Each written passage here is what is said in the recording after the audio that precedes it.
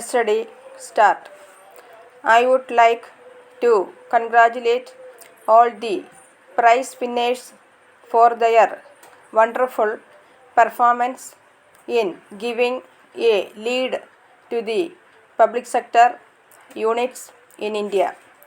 This is a lead not just for their units but perhaps much more for those that are still lagging a little far behind and need incentive to catch up with the better units. I would like to congratulate the public sector for the remarkable performance. For the first time, we are seeing real performance coming from the public sector. It just goes to show that there is no such thing as private sector being better. Public sector has shown that in many key areas they can operate and function at higher levels of efficiency and with better performance than even the best private sector companies.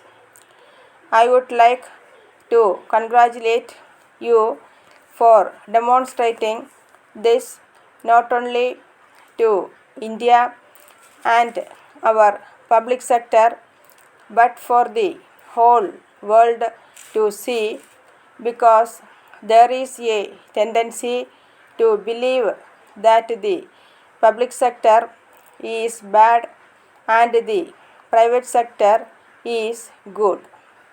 The fact is that there is no such law that operates. It is the individual management that matters. There is good management in the private sector and there is bad management too. Equally, there is good and bad management in the private sector. It is the method of work we have to look for. It is not this or that sector that counts, but the nation as a whole. This makes the difference in performance in our industries. In the public sector, you have given a new lead.